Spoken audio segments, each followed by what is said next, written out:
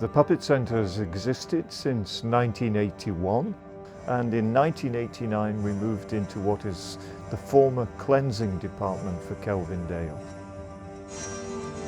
I heard about the Mask and Puppet Centre from an artist in France. She's based in France, and she contacted me when I was working on a show called Pickled Republic, which has masks and puppets, and then she mentioned that she was coming to Glasgow to visit the Mask and Puppet Centre. So I was quite intrigued. I'd not heard or known about it before then. When we moved here in 1989, we christened the building the Scottish Mask and Puppet Centre because we knew there was nothing quite like it anywhere else in Scotland. Combination of museum, education institute and theatre. And we've been here since 1989, ever since.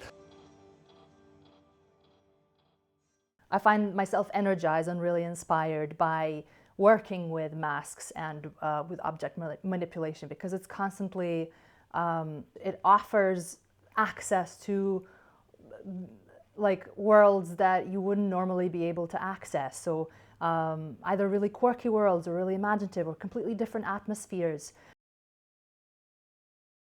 You know, I keep bringing up Pickled Republic, but for example, in this solo show, it was basically a show set in a pickling jar, and the way I was able to kind of, I think, bring that world to life was through the use of masks and, you know, different kinds of puppetry and object manipulation and treating actual tomatoes like puppets that you squash and stuff.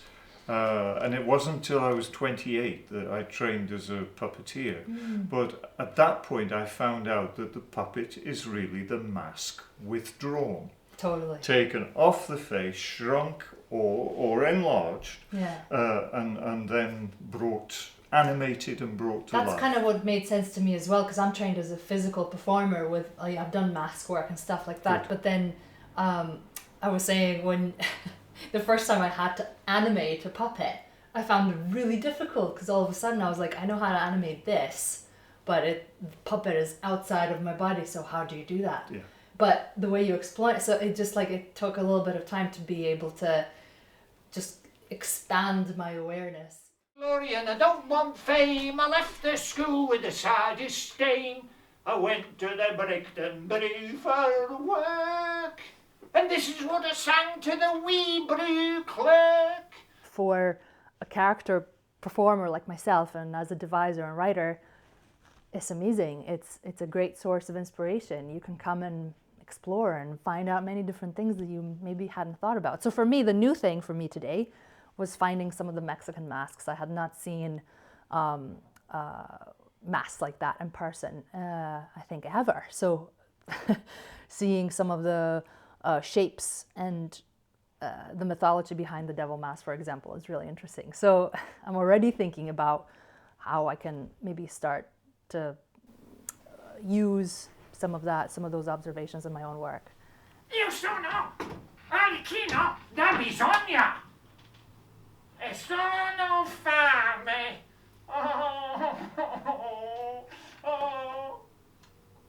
It's very dangerous to get separated from the popular theatre traditions that the mask is associated with, and not to understand that those traditions give rise to innovation.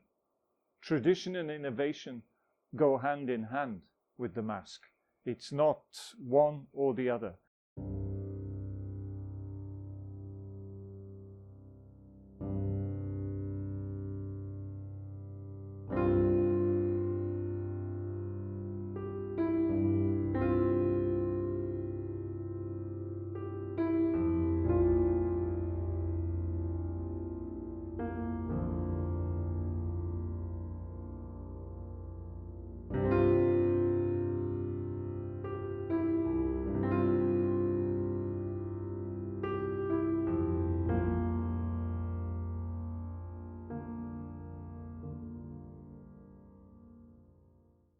The basic issue connected to the puppet theatre is a lack of resourcing in the UK of its infrastructure. If you have a building, to have everything working properly, it has to function like a theatre.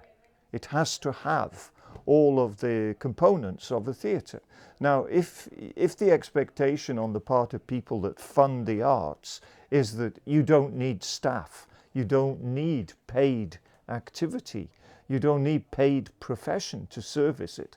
You know, in the theatre, you have a lighting technician, you have a sound technician, you have the doorkeeper, you have the cleaners, you have the stage designers, you have a division of labour.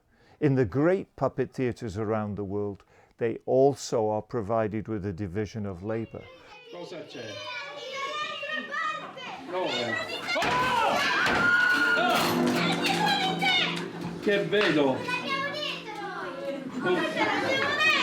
Scusate, ero sopra pensiero. Ma ora io... So I was in Palermo researching my book on Sicily popular theatre, and one chapter is devoted on the Opera dei Pupi.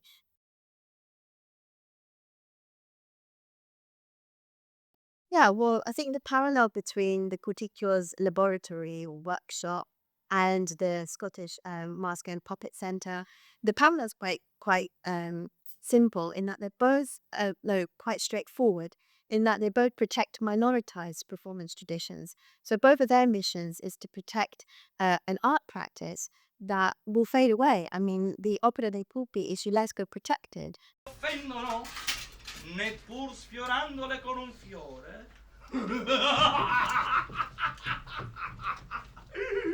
Sentilo, sentilo, il damerino. And why is a mission important? Well, I think it gives you the possibility to focus clearly on a popular culture, a non-elitist, accessible, popular culture, which is not dominated by administration, but is dominated by creative collaboration between many different kinds of artists. Years later, when I became a father, I remembered the theatre, and I had a toddler by that point, my son Keir, and we used to go quite regularly to see shows there.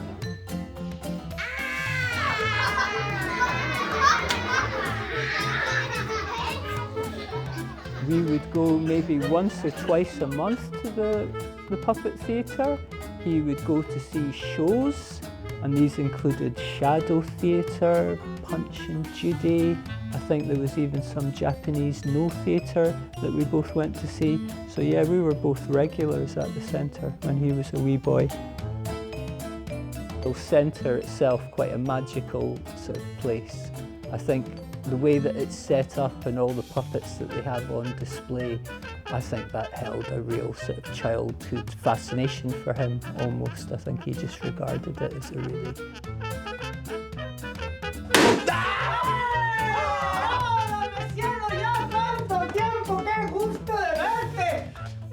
About going to the Scottish Mask and Puppet Theatre, I think the place makes everyone a child when they enter there. You know, myths, legends, stories, ballads, Yeah. sagas, all of the folk forms are things which feed the tradition, and in a way you can't stay sealed in an actor's community or an acting Completely. community if you don't take on the ethnography, the sociology and the politics. I think it's very difficult for organisations like the Puppet Theatre to thrive and survive in the current climate especially. And I'm not sure what we can do to help them apart from go along and participate and, you know, make sure there's an audience for these places that are trying to do this work, because I'm sure the financial climate for them is very hard at the moment.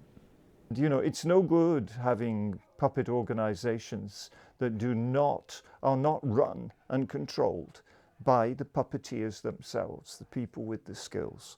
Administrators are administrators and they are useful, but they need to be in the service of the profession. And the profession of masks and puppets is something that needs to be dignified in the UK, to become dignified. How do you wipe out a whole popular tradition? Quite simply, by not funding it, by ignoring it and by giving it the crumbs off the table. Children and young people's theatre came out of the puppet theatre, not the other way round. It's the puppet theatre that is the oldest and the greatest of all the art forms, and it brings all the art forms together.